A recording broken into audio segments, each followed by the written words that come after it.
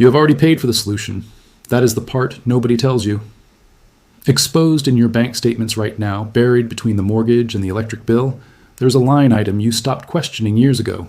$800 last spring. Another $1,000 in the fall. A quarterly contract you auto-renewed because the technician in the branded polo shirt told you the bait stations need professional servicing, and you believed him the way you believe your dentist when he says you need a crown? You nodded. You signed. And somewhere in a corporate office attached to a $22 billion North American industry, a retention metric ticked upward by 1. Here's what that technician already knew when he was standing in your driveway writing up the estimate. The fix for the rat problem under your bird feeder costs less than $1. It has been sitting on a grocery store shelf since before you were born. It fits in the palm of your hand, and it will never, under any circumstances, appear in the literature his company hands you, because the moment you find it, his quarterly visit becomes worthless, and his entire service contract collapses into dust. You are not paying for expertise. You are paying for your own ignorance to be maintained. That is not pest control. That is a subscription to manufactured helplessness, and the industry has been running it on millions of homeowners simultaneously, season after season, decade after decade. They need you to believe the problem is complex. They need you to believe only a certified technician can reset certain traps in certain states. They need you afraid of the thing living under your yard, so you never stop and ask the only question that matters. Why does this keep coming back if I keep paying to make it go away? The rat is not your enemy here. Rats have been doing the exact same thing for 60 million years. They find food, they map the route, they tell the colony. Every rat within a quarter mile of your feeder already knows the schedule, knows the path, knows how to move without being seen. Pest control companies even have an internal name for what your yard has become. They call it an anchor point, and they will treat it, bill you, leave, and let it re-anchor within weeks because a cured customer is a lost customer. The real cost is not the invoice. It is every dollar you spent trusting a system that was architecturally designed to never finish the job. And by the end of this, you will understand exactly how a single jar of cayenne pepper rewires rat behavior at the neurological level, making your property permanently invisible to them. But there is one critical mistake in the application that nearly everyone makes on the first attempt. And if you get it wrong, you do not just fail. You double the infestation overnight, that mistake is coming. First, though, you need to see where this entire lie was engineered, because the exposed roots go deeper than an exterminator's sales pitch. Somewhere in the early 2000s, university researchers across the American Midwest stumbled into a discovery that should have bankrupted an entire sector overnight. They were not looking for it. They were trying to save bird migration studies from being eaten alive, literally by Norway rats and roof rats tearing through seed feeders before a single warbler could land. They needed something that would stop rodents cold, to introduce zero toxins into a controlled study, and leave no trace that a human had intervened, because rats that detect interference do not flee. They relocate temporarily and come back smarter. The answer turned out to be so simple it was almost insulting. Birds have no capsaicin receptors, not reduced receptors. None. Every mammal on the planet, every rat, every mouse, every squirrel chewing through your feeder right now processes the active compound in hot peppers as a screaming neurological alarm. Birds taste nothing. The researchers dusted their seeds with capsaicin powder, and the rodents quit. Not over weeks of gradual avoidance, within days. Those findings hit academic journals, got cited, got noted, and then something very quiet happened. Nothing. An industry pulling in over $22 billion a year across North America looked at a spice that retails for less than $1 and decided you did not need to hear about it. That is not a conspiracy theory. That is a revenue protection strategy, and it held for half a century while you kept signing quarterly contracts and watching technicians refill bait stations you were told only they could legally service. Now, do the math yourself, because this is where it gets difficult to argue with. You're paying $800 to $1,000 per visit. 2 visits a year on a modest contract puts you at $1,600 to $2,000 annually.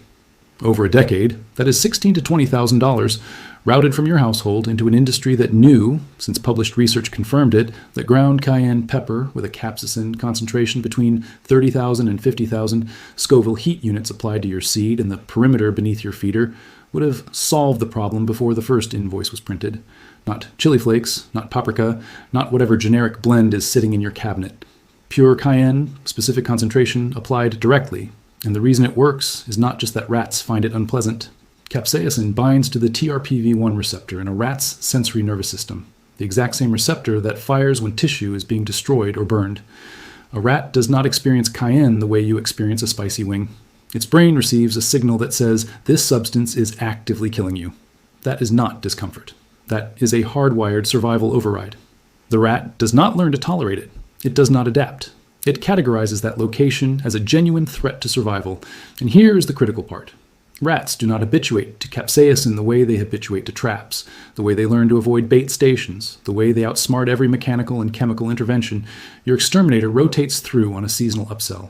The neurological response does not fade. It fires identically on the 100th exposure as it does on the first. Someone in your comment section asked whether this works on mice. Same receptor, same response, same outcome. Every dollar you have spent on professional rodent control around a bird feeder was a dollar spent ignoring a biological fact that has been sitting in peer-reviewed literature for decades, exposed and available, while the industry that bills you pretended it did not exist. And the compound itself does not just repel on contact.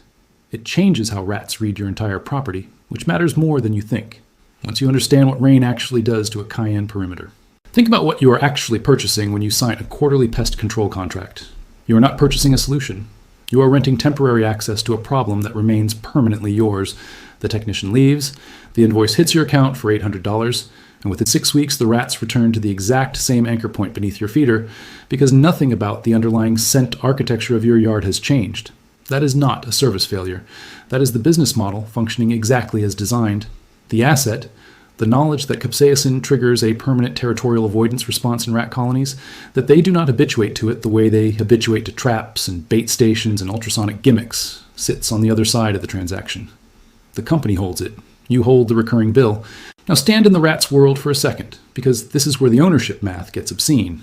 When a rat encounters a cayenne-saturated perimeter, it does not adapt. It does not push through. It flags the location as lethally dangerous in its territorial memory and communicates that verdict to the entire local colony through pheromone marking.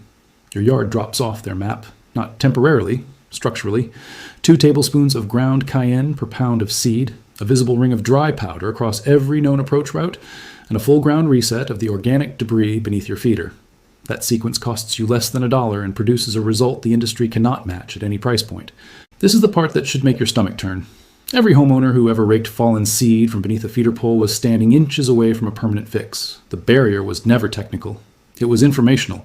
Someone decided that the cheapest, most durable deterrent available would never appear in any service literature, never get recommended by any technician standing in your driveway, because the moment you learn that a 2-inch line of cayenne registers to a rat's sensory system as an impassable wall of fire, you stop being a client. You become someone who no longer needs them, and that is the one outcome a $22 billion industry cannot afford.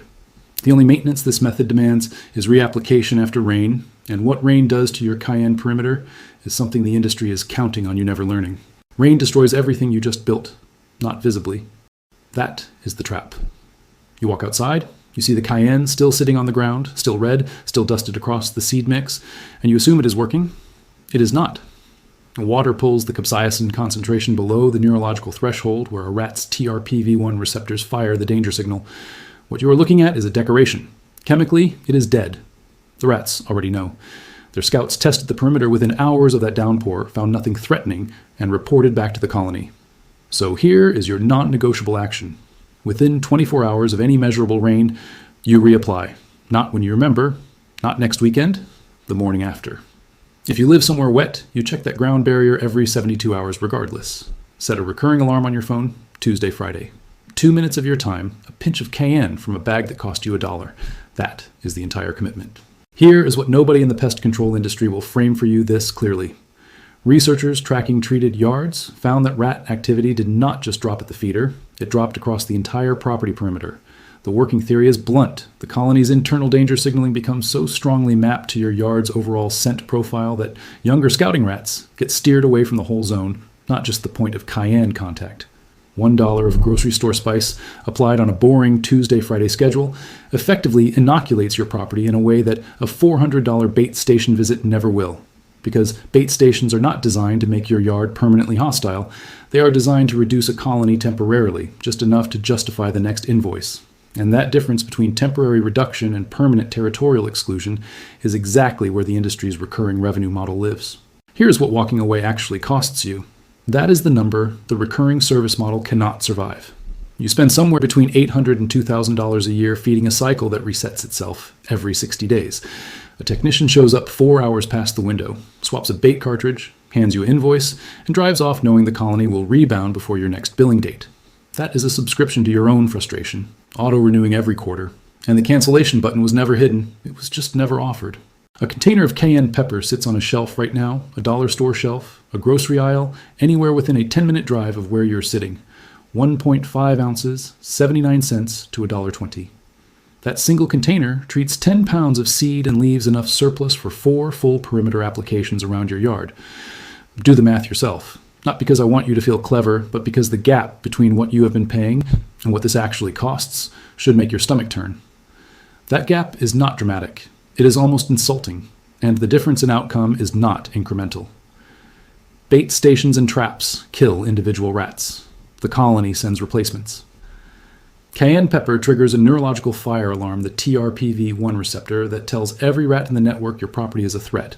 No bodies, no secondary poisoning drifting into your dog, your neighbor's cat, the hawk circling your oak tree. No quarterly invoice, no technician, no dependency.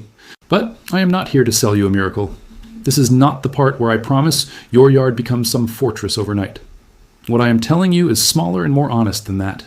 You now hold one specific, testable action that removes one specific drain on your household.